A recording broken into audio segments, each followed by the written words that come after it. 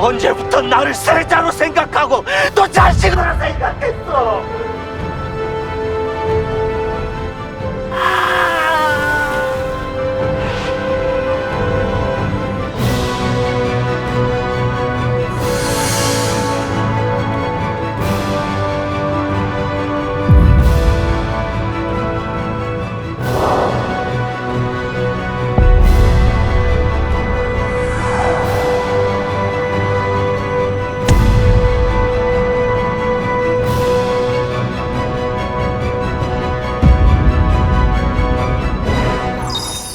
대충은 다들 알고 계실 것 같은데 이게 정확히 뭐 어떤 책인지 좀.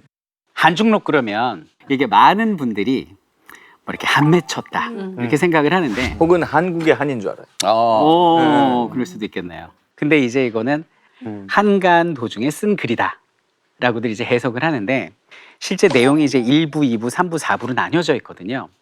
근데 1부는 내가 이 집안에 어떻게 태어나서 어떻게 궁궐에 들어왔는지에 대한 거를 적었고, 그 다음에 자신의 시어머니 집안이 우리 집안을 멸문시키려고 하는 거예요.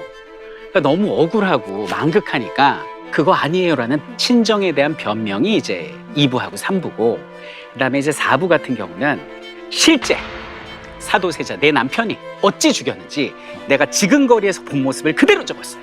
4부가 핵심입니다. 핵심이에요. 그리고 여기는 사도가 왜 미쳤고 어떻게 죽어가고 그 이후에 여기는 정조가 어떻게 왕이 됐고 어떻게 성군이 되는지 실록에 빠진 내용들을 다 채워주고 있거든요. 그래서 사료적 가치가 굉장히 뛰어나다 이렇게 말할 수가 있죠. 저는 이거 읽으면서 특히나 이제 이 책이 쓰여진 그 목적이 문의 자신을 변호하기 위해서 쓴 글이다 보니, 그래서 처음에 읽으면서는 이건 상당히 많이 꾸며낸 얘기일 것 같다는 생각을 가지면서 읽었었어요. 근데 이제 굉장히 자세한 내용을 이제 읽게 되다 보니 과연 어디까지가 진실이고 어디까지가 거짓일까, 이제 이런 생각이 자꾸 저는 들더라고요. 저 같은 이제 비전문가가 많은 사람들의 의견을 참조하고 내린 결론은 생각보다 굉장히 믿을만하다. 굉장히 자제력을 발휘하여 굉장히 있는 그대로 쓰려고 노력한 책이면 틀림없다는 생각을 하게 됐어요. 의도하지 않은 왜곡이 있을 수도 있을 거고, 뭐 시간의 흐름 때문이라든지 자기 집안을 변호하기 위해서라든지. 근데 정말 어떤 사건의 인사이더가 스스로 남긴 건데 이런 기록을 우리가 보기는 쉽지 않죠. 이 사람이 또 오래 사셨어요.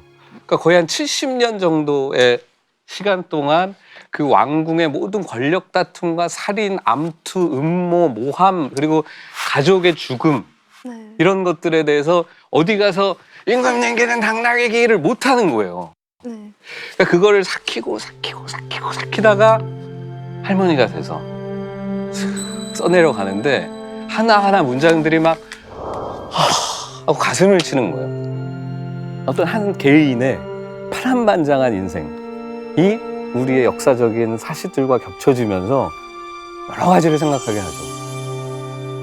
저는 사실 이번에 읽었거든요. 네네. 그냥 아버지가 아들 죽인 거, 그리고 그 아들이 뭐 뒤주에 갇혀가지고 죽었다, 뭐 다 아는 이야기라고 생각을 하고, 뭐 드라마도 나오고 뭐 영화도 나오고 하니까. 근데 이렇게 끔찍한 얘기인 줄 몰랐어요.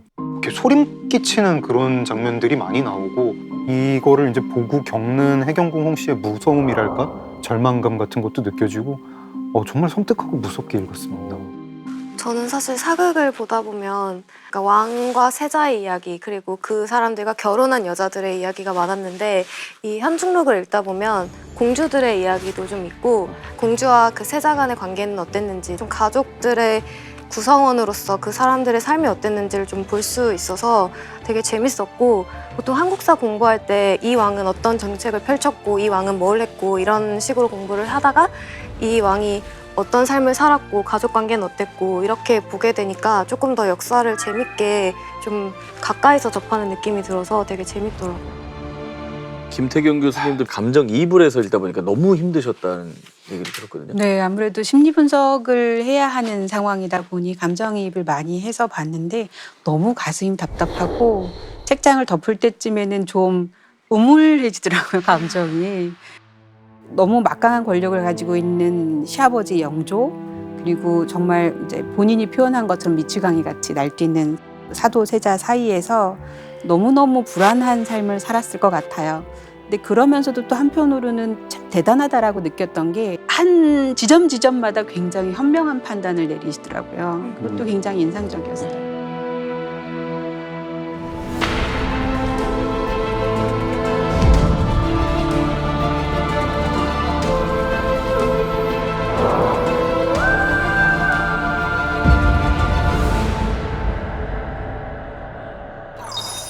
(1762년) 임오년 그 무덥던 날 아버지가 자식을 임금이 세자를 죽이는 조선 왕조 500년 역사상 유일무이한 끔찍한 사건이 벌어집니다.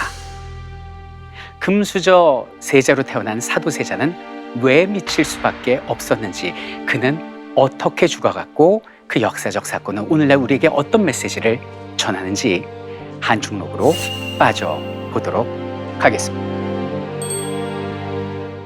사도세자는 왜 미칠 수밖에 없었는지, 그는 어떻게 죽어갔고 그 역사적 사건은 오늘날 우리에게 어떤 메시지를 전하는지 한중록으로 빠져보도록 하겠습니다.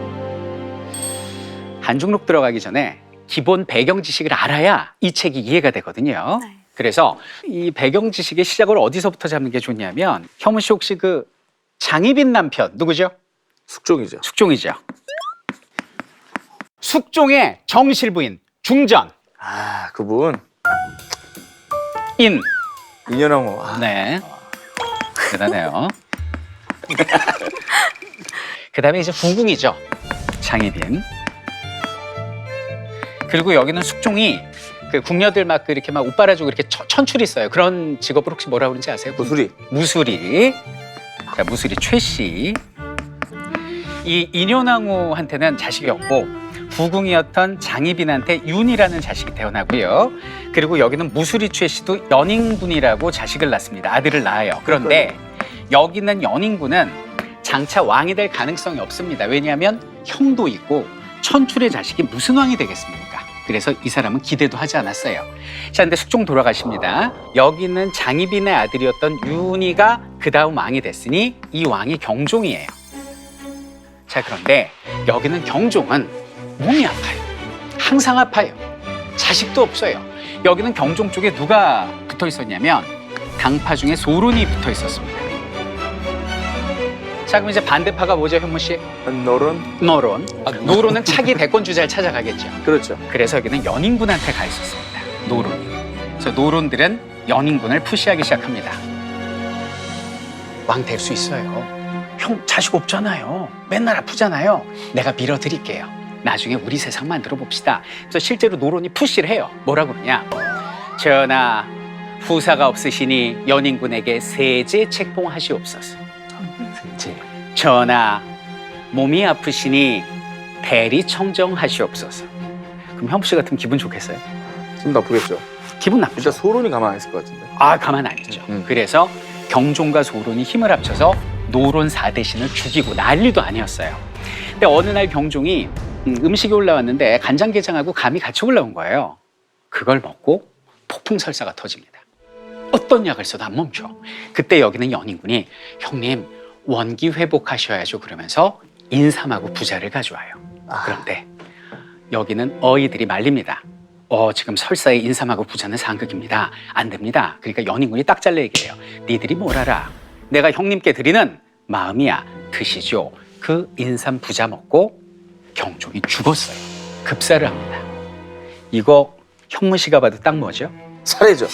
이게 독사예요, 독살. 근데 이게 사실인지 아닌지는 알 수가 없으나 여기는 연인군은 평생 형제를 죽인 형제살인범이라는 굴레를 쓰고 살아야 되는 거예요. 그래갖고 천출의 자식이 왕이 됐어요. 경종 다음으로 연인군이. 그게 우리가 아는 오늘의 주인공 중에 한 사람인 여기는 영조다라는 거예요.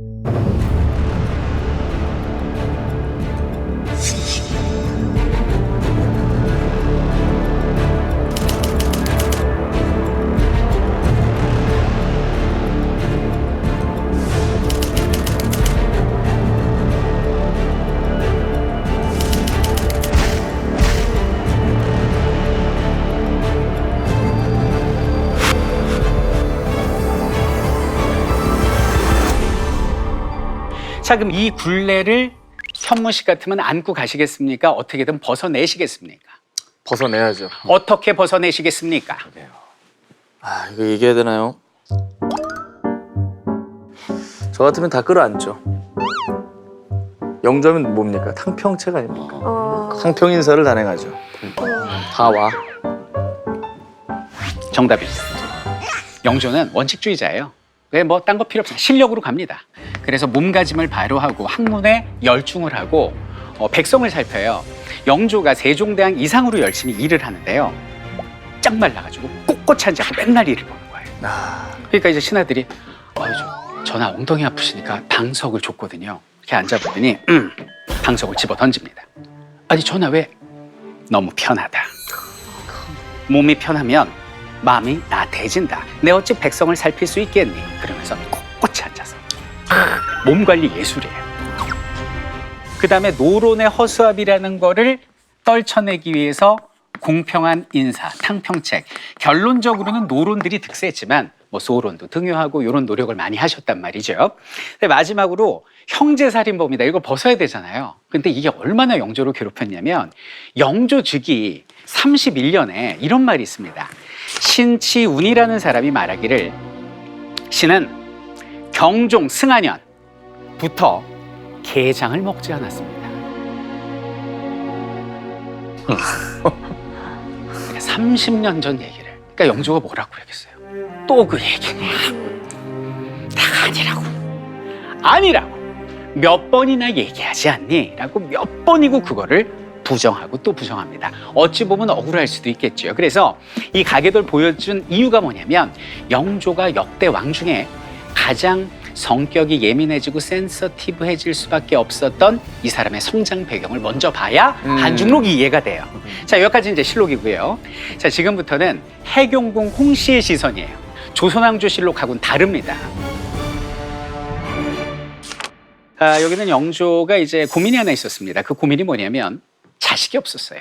그래서 어떻게든 자식을 만들려고 했는데 그때 이제 구궁이 자식을 낳거든요. 그 첫 번째가 누구냐면 효장세자. 근데 효장세자가 10살에 죽었어요. 얼마나 가슴이 아파요. 그리고 이제 세월이 지나다가 42의 아이를 낳아요. 누가요? 영조가? 영조가 그게 사도세자야. 그러니까 얼마나 이쁘냐고요. 그래갖고 영조가 태어나자마자 이 아이를 원자로 책봉합니다. 세자 직전 단계죠. 그리고 돌 지난 아이를 바로 세자로 딱 책봉을 해요. 여기서부터 엇나가기 시작합니다. 세종대왕 같은 경우는요, 세자 동궁전이 바로 옆에 있어요. 그런데 여기는 영조가 지정한 동궁전은 걸어서 500m 멀리 떨어져 있어요. 이름하여 저승전입니다. 왜? 이게 이름이 좀 약간 이름이 어감이 저승전이에요? 아니 그거 아니고 세자 저하를 승 올린다. 저승. 근데 이게 오, 이상하다. 근데 저승전이 왜 이렇게 멀리 있는 곳에 지정을 하냐? 거기가 되게 불길한 곳인 게요. 독살했다고 죽였다라고 여겨지는 경종의 부인이 기거하던 곳이에요. 그리고 그 옆에 여기서 음식 가지고 오는 소주방이 옛날에 장희빈이가 인연하고 죽이려고 굿하던 장소예요. 되게 불길하거든요. 하필이면 왜 그렇게 먼 곳으로 보냈냐?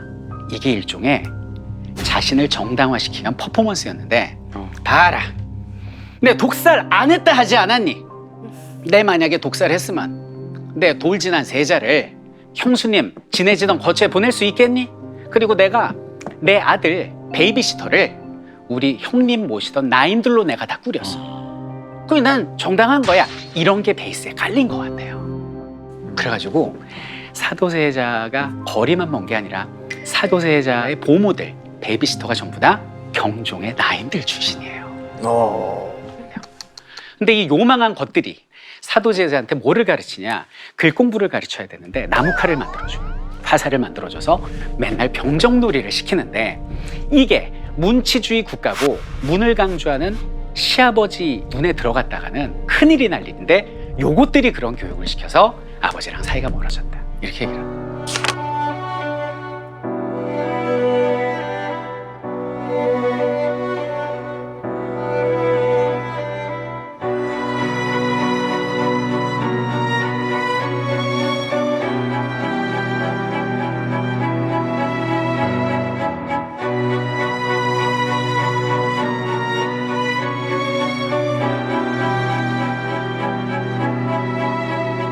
그래갖고 시집을 딱 갔더니 이미 혼나고 있는 거예요. 약 9세부터.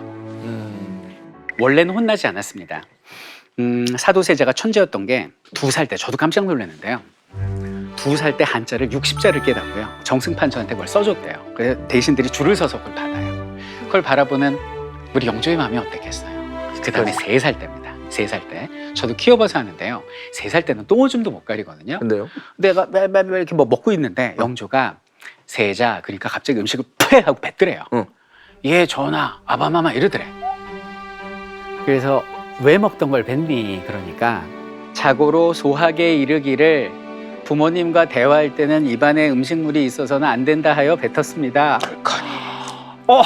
내 새끼 이렇게 된 거예요. 너무 이쁘지. 그리고 심지어 한자로 사치할 치자가 나오니까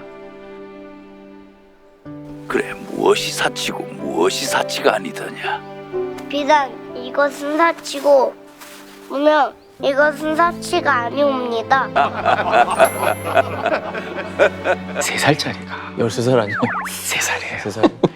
이게 또 문제. 기대치가 여기까지 올라간 거예요. 오. 우리 아들이 천재가 났구나. 내가 천출의 자식이라는 이 트라우마 컴플렉스를 얘가 싹 씻어줄 거야. 기대가 여기까지 올라갔어요. 그런데 얘가 어느 날부터 어깨가 떡 벌어지면서 맨날 이걸 하고 다니는 거예요. 여기서부터 이제 꾸중을 하고 엄격한 교육을 하면서 아버지 사이가 벌어지기 시작합니다. 해경궁 홍씨가 바라본 아버지의 교육은 불통의 교육 그 자체였습니다. 어떤 식이냐. 영조가 한날은 대신들하고 회의를 하는데 세자를 부릅니다. 그 어린 세자를 10세 남짓한 세자한테 처음부터 답할 수 없는 어려운 질문을 하더래요. 대신들 앞에서.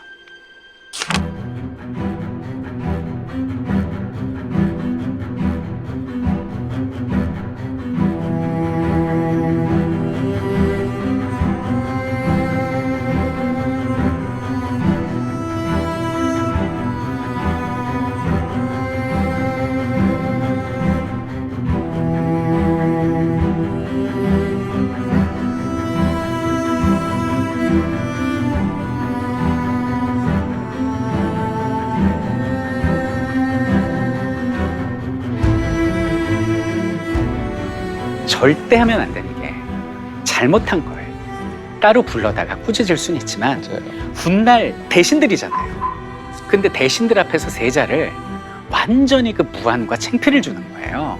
그리고 이 아버지란 사람이 사람을 고문하거나 잔인하게 죽일 때면 꼭 나쁜 일 있을 때만 세자를 불러서 그걸 보게 했다는 거예요. 그러니까 세자가 그때부터 이제 마음의 병이 생기기 시작하는 거예요. 자, 한 번은 이런 일이 또 생생하게 나옵니다. 여기는 영조가 세자를 불러요. 근데 그 세자 바로 위에 누나가 있어요. 화여봉주라고. 그렇게 화여봉주하고 세자는 미워해요. 미워하는데 어떻게 하냐면 불러다 맨날 그러더래요. 밥 먹었니?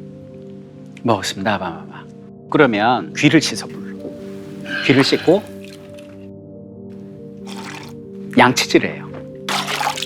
그 귀 씻고 양치한 물을 갖다가 화여봉주 거처하는 전각 쪽으로 끼얹어 버렸대. 그러니까 그 어린 두 남매가 서로 이렇게 지켜보면서 우리는 아버지 귀 씻고 이 닦는 물이네. 서로 웃더래요. 저는 너무 가슴이 아프더라고요. 근데 또 누구는 이뻐하냐?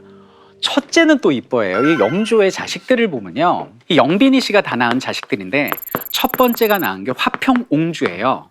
이 화평옹주는 거의 집착에 가까울 정도로 사랑을 해요. 큰 딸을 만나기 전에는 양치질하고 옷 갈아입고 만나요. 그런데 희한하게 둘째 딸을 미워하는데 이게 화협이에요. 뭐 이유 비슷한 게 나오는데 이 다음에 아들을 기다렸는데 딸이 나왔다 이거죠. 그래갖고 실망을 하면서 여기는 첫째하고 방도 같이 못 쓰게 하고요. 어울리지도 못하게 했다는 거예요. 그 다음이 사도예요. 처음엔 이뻐했으나 서서히 공부 안 하고 뭐 그 전쟁놀이 한다고 이제 미워하기 시작합니다. 마지막이 화완옹주예요. 그런데 여기 있는 큰 누나 화평옹주 살아 있을 때는 그나마 좀 사이가 덜해. 왜냐하면 아버지 그러지 마시옵소서, 그만하시옵소서. 그리고 얘는 사도한테 가가지고는 괜찮니? 누나는 네 마음 다 알아. 완충 역할을 해준 거예요. 그런데 여기는 화평옹주가 그만 아이를 낳다가 하늘나라로 떠나가게 됩니다. 화평옹주가? 여기도 화평옹주가 이때부터 이제 걷잡을 수 없이 점점 이제 사이가 나빠집니다. 근데 그때 이제 세자에게 15살인데요. 그때 대리청정이 시작돼요. 왕이 살아있는데 네네. 세자를 한번 시험해 보는 거야. 네가 한번 정모해 봐라.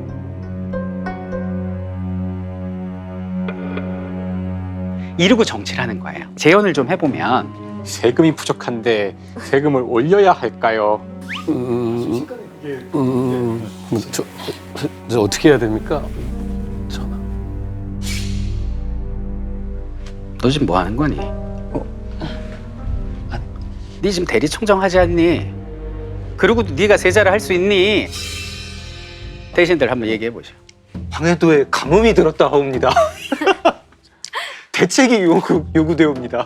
황해도에 가뭄이 들었다면 평안도에서 물자를 공수하여 황해도에 공급하도록 하여라.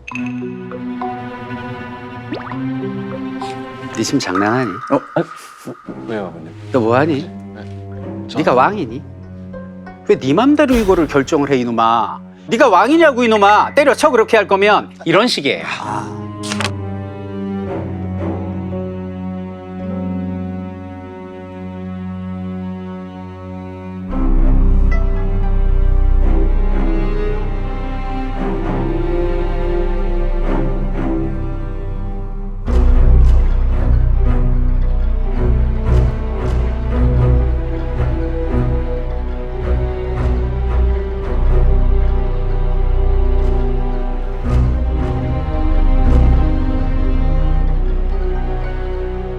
이렇게 괴롭히는데도 이 사람이 참을 수 있었던 건 그래도 같이 혼나던 우리 누나가 있었기 때문에 가능한데 둘째 누나도 홍역에 걸려서 죽어요. 같이 혼날 사람이 없습니다. 자, 근데 여기는 이제 둘째 누나 죽고 나서 어떤 일이 벌어지게 되냐면 아버지가 하루는 이런 일을 벌입니다. 영조가 왕으로서는 참 정군이에요. 당시 기근이 들어왔고 백성들 먹을 곡식 없으니까 술을 담그지 마라. 금주령을 내렸어요. 그러니까 금주령을 내리니까 아무도 술을 안 먹는데 어느 날 갑자기 영조가 이렇게 하다 방향을 탁 틀어갖고 동궁전으로 딱 왔대라는 거예요. 그러니까 세자가 막 세수도 안 하고 막 이러고 있다. 아바마마 어쩐 일이십니까? 그러니까 다짜고짜 뭐라고 그러냐. 술 들인 자 누구니? 이러더래요.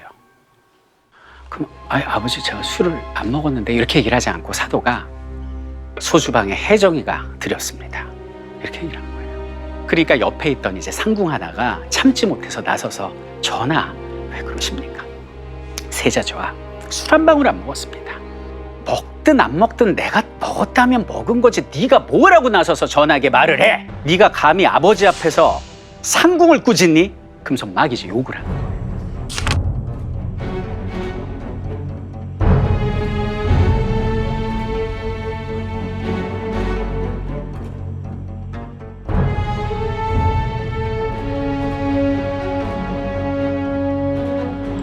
그러니까 이제 사도가 너무 억울하니까 관원들한테 관원들이 아버지하고 자식하고 사이가 나쁘면 이렇게 좀 그게 아니라고 해주고 해야지 아무도 변명도 안 해주고 이래도 되는 거야 그러다가 촛불이 넘어지면서 궁궐에 불이 나요. 그리고 화재가 나고 전각이 다 불탔어요. 그러니까 영조가 또 불러요. 너 불안당이니? 궁궐에 불은 왜 지르니? 이런 거예요. 아버지 제가 실수로 촛대를 이렇게 얘기를 하지 않고 예 제가 불을 질렀습니다. 이러더라는 거예요. 그러니까 이런 오해와 반목이 쌓이면서 여기는 그 사도세자는 점점 병들어가기 시작했죠. 자, 이런 상황에서 사도세자가 완전 미쳐버린 게 뭐냐면 마지막 보호막이 있었어요. 그게 누구냐면 영조의 원래 부인이 있었고요. 중전마마, 친어머니는 아니죠. 후궁의 자식이니까. 그리고 할머니가 계셨는데 연속적으로 어머니와 할머니가 돌아가신 거예요. 완전히 이제 보호막이 사라지게 됩니다. 그러다가 이제 이 답답함이 심해갖고 막 병이 이제 점점 커지는데 결정적인 사건이 뭐냐면 그 세자는 호방에서 밖으로 나가고 싶어 하는데 나갈 수가 없는 거예요. 왜냐면 영조가 데리고 나가질 않습니다. 보통 왕들이 밖에 나갈 때는 능에 참배를 할 때 그때 행차를 하면서 데리고 나가는데 한 번도 사도를 데리고 나가는 적이 없어요. 그런데 이제 돌아가신 너희 어머니, 그러니까 내 부인 중전하고 할머니 능에 참배하러 가자. 그러니까 사도가 정말요? 나갈 수 있는 겁니까? 아바마마. 그러면서 옷을 잘 입고 쫓아나간 거예요. 그때 굉장히 좋아했다는 거예요. 근데 가는데 그래서 비가 오더래. 그러니까 영조가 가다가 멀쩡한 하늘에 왜 이렇게 비가 오니? 이거 다 세자가 재수가 온 붙어서 그런 거야. 너 돌아가. 그래서 돌려보내더래요. 그래갖고 세자가 거기서 울분을 터뜨리면서 그전에도 병이 있었지만 이제부터 본격적으로 미쳐가기 시작합니다. 옷을 못 입어요. 의대증입니다. 이러고 옷을 입는데 옆에 있는 궁녀가 옷을 입힐 때 옷이 살갗에 닿아야 되잖아요. 닿는 순간 발작을 일으킵니다. 그때부터 이제 살인이 시작되는데 옷을 입히는 궁녀를 죽이고요. 옆에 있던 내관을 이유 없이 죽입니다. 하루에 6사람까지 연쇄살인을 하고요. 그때 한 내관의 목을 잘라와서 이렇게 돌리면서 보여주는데 해경궁 씨왈 내 태어나서 사람 죽어 잘린 목 처음 봤다 이렇게 나와요.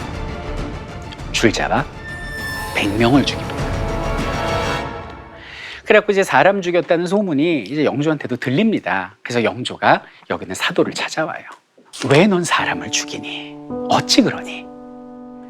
화가 나면 견디지 못해서 아버지 사람이고 닭이고 짐승이라도 죽여야 마음이 났나이다.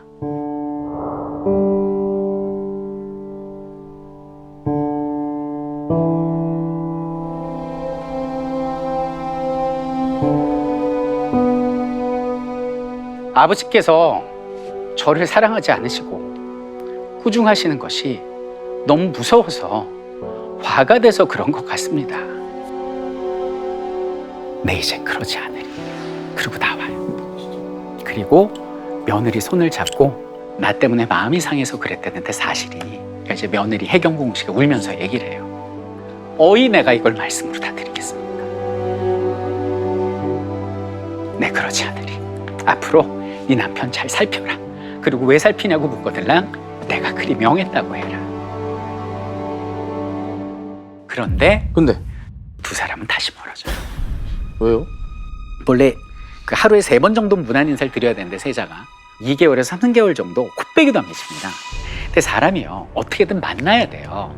만나서 대화하고 풀고 뭐 서로 울고 부둥켜야 되는데 안 만나니까 오해가 불신이 되고 불신이 분노가 되는 거죠. 말들이 많아지고 막 걷잡을 수 없는 지경까지 간 거죠. 사도세자는 더 광증이 일어나서 막 궁궐 밖으로 나가서 평양을 허대다 오고 여승을 들여다가 파티를 하고 기생을 들이고 뭐 온갖 난리도 아닌 거예요. 그러다가 사도세자가 해서는 안 되는 말을 합니다. 칼로 아무리라도 해야겠다 이렇게 얘기를 해요. 뭐라고? 책에 아무리라고 나오는데 아무리? 칼로 해치겠다 이거죠.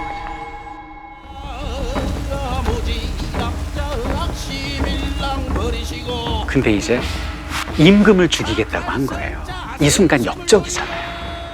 근데 현무 씨가 해경궁 오시면 어떡하시겠어요? 말려야죠 일단. 그게 아니죠. 지금 해경궁 씨는 남편이 이미 없어요. 내 자식 산이밖에 없는데 얘한테 화가 미칠까 그게 두려운 거예요. 그래서 여기는 시어머니인 영빈이 씨, 사도세자 엄마한테 이 사실을 얘기를 해요. 근데 여기는 영빈이 씨는 자기 남편을 지키기 위해서 자식을 버립니다. 그래서 영조한테 가서 이렇게 얘기를 해요. 처분하소서. 당신 아들을 처분하소서 이렇게 얘기를 해요. 바로 그날 세자를 부른 거예요. 오라고. 근데 참 희한한 게 그 세자가 죽으러 가는 그날 자신의 죽음을 알았던 모양이에요. 해경궁 씨한테 그래요.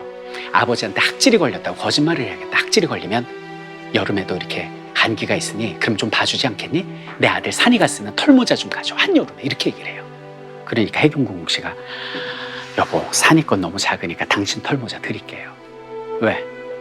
내가 아들 털모자 쓰면 재수 옹 붙을까 봐 그래? 아이 더러웠어 진짜. 됐어! 이게 해경궁 씨와 남편 사도의 마지막 대화였어요. 그리고 간 거야.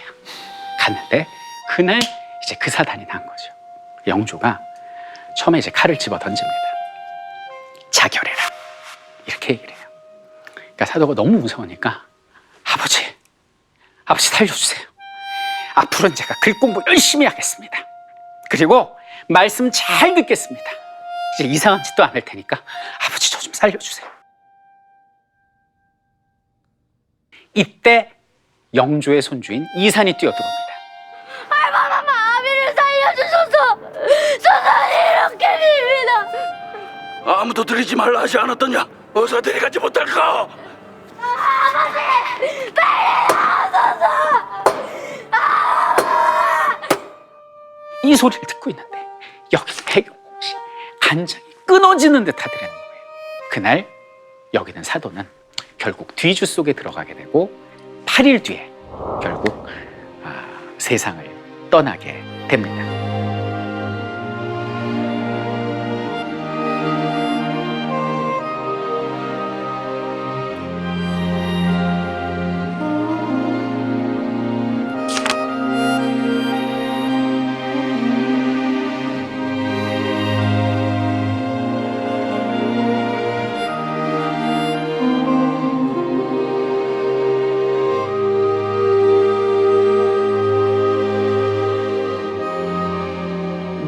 이 세자를 죽일 수가 없으니까 폐서인을 시켜요. 그럼 폐서인이 됐으니까 아들 이산하고 해경궁 씨는 쫓겨날 거 아니에요, 궁궐에서. 쫓겨난 뒤에 영조가 찾아와서 다시 해경궁 씨를 만나요. 왜냐하면 세손을 데려가려고 온 거예요. 그런데 현명하다라는 장면이 바로 이런 장면이죠. 아들을 또 생각해야 되니까. 예, 거기서 뭐라고 그러냐면 저희 모자가 목숨 부지하고 살아가는 건 전부 전하의 음덕입니다. 이렇게 얘기를 한 거예요. 그러면서 세손을 보내는데 그때 세손이 10살배기잖아요. 이 어린애가 안 간다고 울고불고 난리를 치는 모습에 너무 가슴이 아팠다. 그래서 이제 자식을 보냈어. 그리고 나서 정말 해경궁 씨가 힘들었던 건 뭐냐면 호적을 판다는 거예요. 왜냐하면 여기 있는 사도세자는 죄인이잖아요. 임금을 헤아려 한. 사도세자의 아들로서는 세손도 될 수 없고 세자도 될 수 없고 왕도 될 수 없으니 사도세자 호적 정리하고 해경궁 씨 호적 파고 그 전에 죽은 그 효장세자 아들로 입적시켜서 이제 세손 세자 교육을 시킨다는 거예요. 근데 문제는 뭐냐면 당시 이산이 그때 3년상 중이었거든. 자기 아버지 사도가 죽었으니까 상복을 3년을 입어야 되는데 이제 고적을 파니까 우리 아버지가 아니잖아요. 상복을 벗고 세손 수업을 해야 되는데 상복을 벗을 때 여기 있는 이산이 막 고래고래 막 눈물을 흘리는데 그 곡성이 하늘을 찌르고 내 내장을 다 끊어내는 것 같은 아픔을 겪었다. 이런 한많은 이야기들이 나옵니다.